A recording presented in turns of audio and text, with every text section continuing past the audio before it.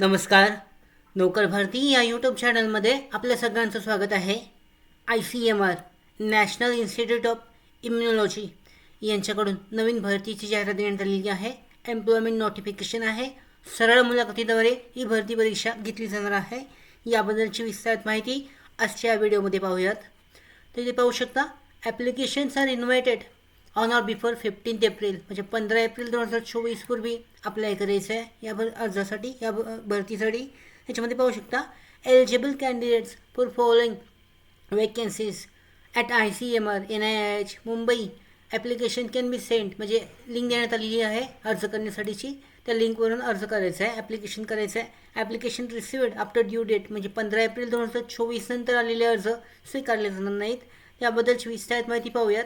Data entry ऑपरेटरसाठी जागा आहे याच्यामध्ये. याच्यासाठीची एकूण एक पद आहे OBCसाठी DEO डेटा एंट्री ऑपरेटर. याच्यामध्ये पेमेंट स्केल आहे 17,000 पर मंथ.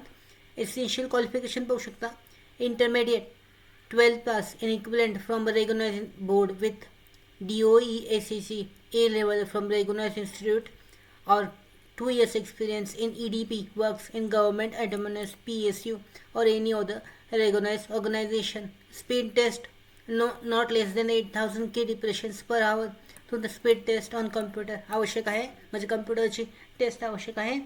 त्याचबरोबर डिझायरेबल क्वालिफिकेशन पाहू शकता, BCA BSc IT experience in government semi government autonomous organisation sound of knowledge computer. त्याच्यानंतर applications experience in generating various reports knowledge आणि experience in database and server management.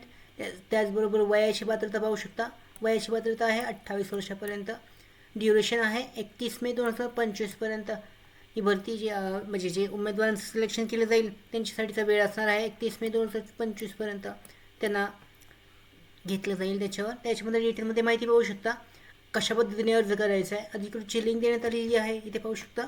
या लिंकवरून तुम्हाला registration करून या भरतीसाठी अप्लाय करायचं आहे. डेटा एंट्री ऑपरेटरसाठी अशा पद्धतीने डिटेल्स एंटर करून त्याच्यानंतर पहिलं रजिस्ट्रेशन झाल्यानंतर लॉग इन करून जे महत्त्वाचे डिटेल्स आहेत ते अपलोड केल्यानंतर डॉक्युमेंट्स अपलोड, महत्त्वाची माहिती अपलोड केल्यानंतर पुढची प्रोसेस जी आहे सरळ मुलाखतीची ते उमेदवारांना कळवण्यात येईल. त्याचबरोबर पाहू शकता, टर्म्स अँड कंडिशन्सची याचीसुद्धा माहिती याच्यामध्ये देण्यात आलेली आहे.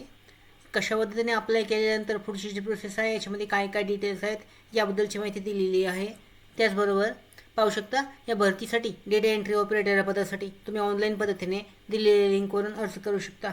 जाहिरातीची लिंक PDF त्याचबरोबर अर्ज करण्याची लिंक डिस्क्रिप्शन बॉक्समध्ये आहे, डाउनलोड करून क्लिक करून चेक करू शकता.